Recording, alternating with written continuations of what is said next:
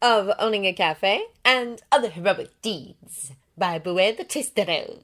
Chapter 59. Date Night, Part 3. Part 2. Axe, which was actually pronounced Ache or something, was a ritzy Art Nouveau affair. There were people dressed even more immaculately than they were. Mirai was dressed in a sharp emerald suit with a black tie and ebony polished Oxford shoes, very similar to his own. And as they approached, "Oh, is that Sir Night-Eye?" Luckily, these weren't the ardent younger fans who thought nothing of rushing up to the man with autograph books, cell phones, and merchandise design. "Sir Night-Eye, wow!" However, they were interested and eagerly acknowledging him. And grateful, he was pleased, proud even, to see the man a full pro in his own right, and someone not obscured by the huge shadow someone like All Might and his fame would create, being given due credit and consideration. Who is that with him? And better still, although the crowd of about 20 people had noticed him, they were keeping their distance as they walked down the side street and approached the fancy, hat-polished, chrome-fronted restaurant. Is that another pro? How did heroes cope with this constant, if well-meaning, harmlessly curious, and socially accepted intriguing, scrutiny? Oh, or has he hired a third sidekick? Didn't they find it intrusive? Didn't it annoy them? No, I think they're here on a date. Hell, having to live in a world with no privacy, having to endure strangers nitpicking their lives, who they were, what they were doing, how they wore their hair, where they liked to patrol, and why. God, no thanks. How exciting! Was it? Was it really? Why in the world would anyone outside of a person's family and friends be interested in two or more people dating? It wasn't anyone else's business, and unless there were abusive overtones developing, there should be no interference, let alone demands that the courting people give regular developed updates. Sir Night-Eye, look this way! Who is this young man? And speaking of demands, Is this your new beau? What's his name? Where did you meet? Come on, give us a smile. Good grief. He wasn't sure where the shutterbugs had come from. But he simply turned his head away. Which didn't help, but sadly they'd already aisled around him on that side too. Wow. Oh, over here, look this way. Come on. We'll find out who you are eventually.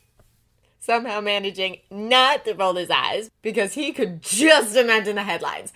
Shouta did manage to smile when Centipede and Bubble Girl came to their aid, their bodies moving to intercept the men and women shoving cameras at them as a tall, regal-looking bouncer doorman, he self-corrected, this was fine dining after all, opened the doors for them.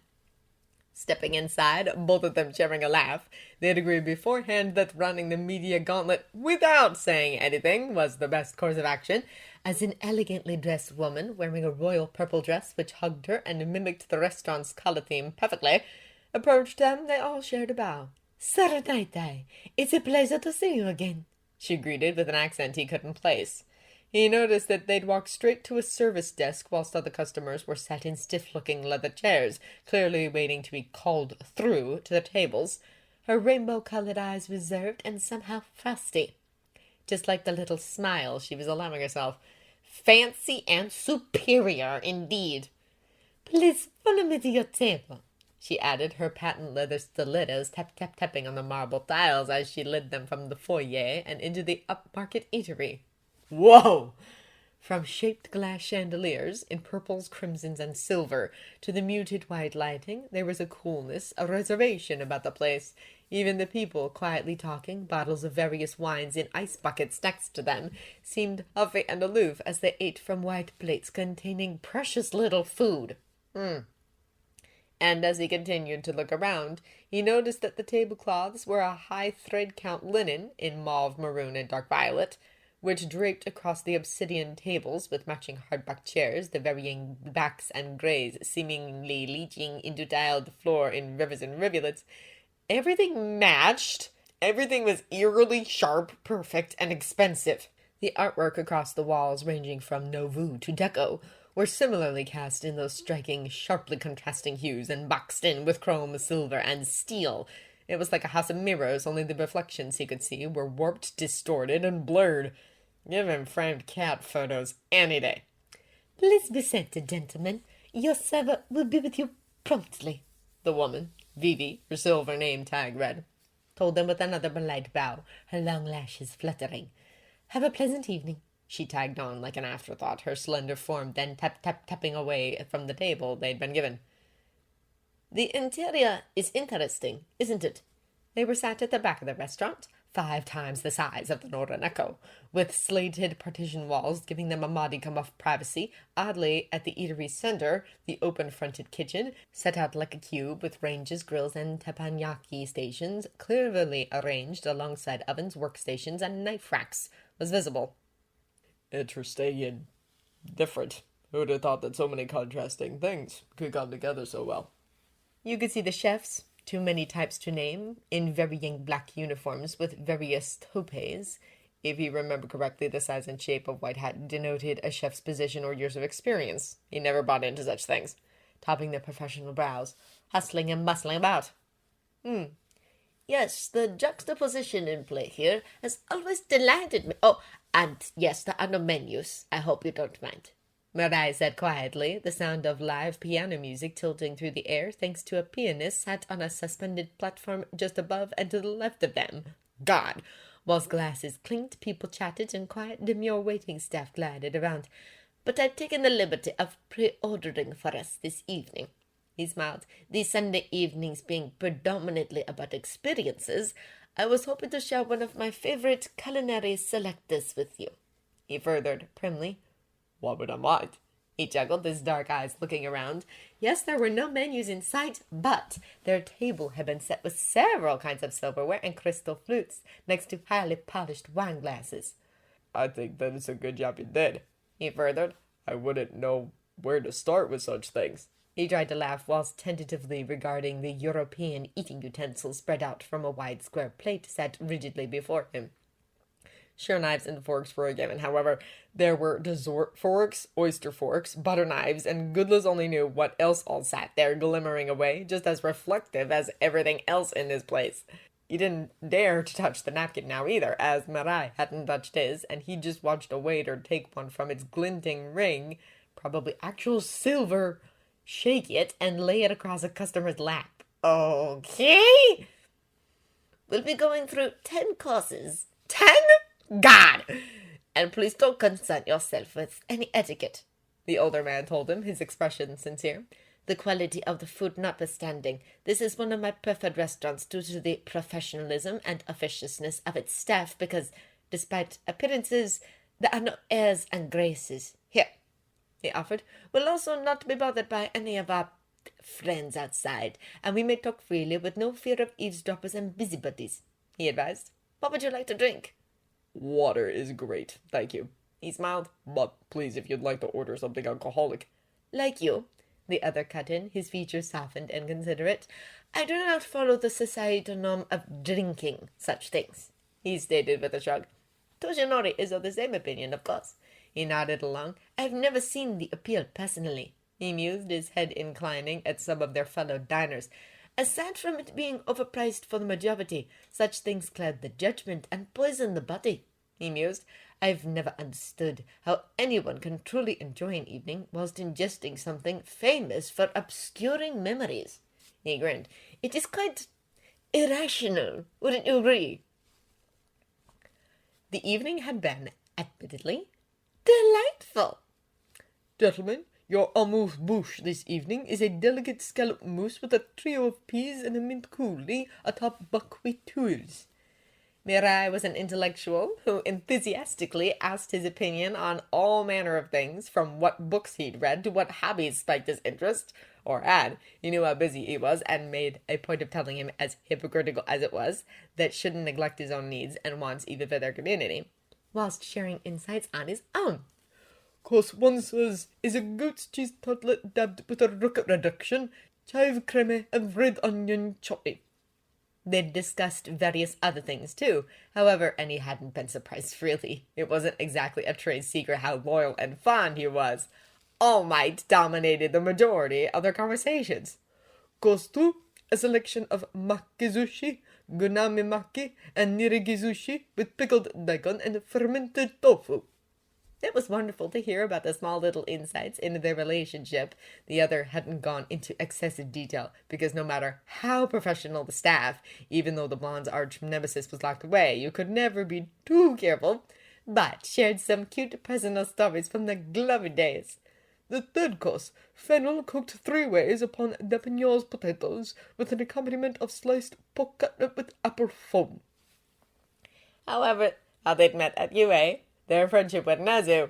He was just as cunning in high school, if you can believe it. He was class rep, valedictorian, and head of the chess club. He was and still is a force to be reckoned with. And the hijinks that the blonde had dragged them all into. Your 4th course, sirs, is smoked steak tartare, with a delicately cured duck's egg yolk served with 4 styles of flatbreads. He laughed genuinely when the Golden-Eye Man had confided at length all about their early careers. Well, they had before Gran Torino's training regimen had been brought up. Hell, they weren't living in the Dark Ages, were they? It sounded brutal. He'd be sure to keep his eyes on the old codger. No one would be using those kinds of tactics on his tots. Thank you. Was their fear of All for One and what he'd done, what he was capable of, so strong? The 5th course, gentlemen, is a palate cleanser of a lemon sorrel sorbet with granulated grapefruit pieces and candied pear shavings. Then they'd talked shop about his ambitions and goals. Was he looking to expand? In the future, perhaps, but he had enough on his hands at the moment. Did he envision a time when he'd leave the Nordonaco to pursue a different career path? Now that had given them a chuckle. He couldn't imagine leaving, of course. However, the thought of him going on a vacation to allow Tomoko and his teens a chance to run the place had created some quite interesting scenarios to ponder. He knew and had argued that they'd do well, but he could agree with Mirai that there would be drama, hilarity, and both had wagered that someone would end up covered in something. He'd bet on cake batter flying from the mixing bowls. The pro had insisted that flour would be the primary culprit. Your 6th and the final civic selection, sirs, is seared Kobe beef resting on a bed of wild rice tempered with a red wine reduction, baked garlic, and breaded watermelon cubes which have been air-fried and tempered with a shiitake puree. They then started to discuss his ward, lodgers, and his care of them. How was he faring? Did he need any further support? Had counseling been offered? He was fine, for the most part. He didn't want to lie. He had worries. What person in his position wouldn't? But it kept his qualms brief. Similarly, yes, the police force had ensured that they had access to therapists. The teens sadly weren't ready. Dabi had shook his head and walked away alongside a pensive-looking Tomra. They needed time, and that's what he'd give them. But Toshi was now seeing a lovely woman. San is really nice, Shoni. Every week on Fridays at school. In terms of further support, no, his profit margins were stable, his stockists were secure, and he'd received help, kindness, and love, the likes of which he dared not imagine. He didn't think it was a childish thing to say. He'd felt it. He knew what it was. The community was beyond anything he could have hoped for. Mirai had agreed. His eyes had glittered pleasantly when they reviewed all of the people his cafe had knitted together. He'd wondered if such things could be possible elsewhere. He'd replied that he hoped so, that such things should be possible, rationally speaking. If an orphan from the back end of nowhere could do it, surely educated people with better means could too. The pro had smiled at him, his expression indulgent. With respect, Shouta-kun, I doubt all the yen in Japan and all the knowledge available across the country would compare to you as a person. Your force of will, your generosity, kindness, and selflessness. These aren't things that can be bought or taught, you know. Gentlemen, your first dessert this evening is a white chocolate panna cotta under a spun sugar cage drizzled with strawberry syrup that's been spiked with cracked black pepper and kaffir lime zest. He'd blushed a little at the praise, but having learned his lesson, he'd not corrected the man. He was sure at the back of his mind he could hear Dabi whisper, "Take the damn compliment, you crazy nutso old guy." Such a good kid. The 8th course, sirs, apple souffle with a dusting of cinnamon sugar, pearled vanilla gel, and sesame butter crisps. Then, the small but delectable servings of food up and gone, they'd cracked open another bottle of water and chatted quite casually about the approaching school holidays and what plans he'd been hoping to make for the Pats, their families, and the teens. He wanted to include the local pros in their plans too, but given their other commitments, he'd start floating ideas for doing different things at different times. They were amazing people who were becoming like older brothers and sisters to the young people he cared about. It was only fair that they all get to spend time together, wasn't it? He'd extended invitations to Mirai, Toshinori, and Nezu too. Gredorino is also welcome to join any of our outings, well, so long as he keep his fist to himself and doesn't try to convince the kids that training to excess is the best way forward. I might have to step in, if he does. I'd expect nothing less from you, Shouta-kun. I know that your future teaching role will only be a man in the first instance. However, something tells me that you'll be very suited to it. Maybe he would be, huh? Your penultimate course says, deconstructed dango in 4 flavors, scattered with an assortment of edible sugared flowers. You'll notice that the dumpling's consistency is a great deal lighter than the standard form. Please enjoy. Chuckling, they'd heavily eaten it all up. He couldn't argue with the quality, but he had a sneaking suspicion he would have bulked at the prices. He was willing to bet the Marai had sent the menus away just so he hadn't seen them. And as the last course came, some handmade chocolates, the other had told him, he couldn't have asked for a better night. Oi! That was until a tall-broaded, fierce-looking man, crimson-haired, immaculately dressed, alone, had approached their table, his arms just as muscular as All Might's, roughly folded across an impressive chest, his turquoise eyes narrowed, sharp and imperious. Could it be? Your boss. I want to talk to him. Where is he? Endeavor! Todoroki-san, the leaner pro stated, his tone clipped. As you can plainly see, I am enjoying an evening out with a very different. He furthered, a sheen of light crossing his glasses, his posture composed, his brow slightly furrowed.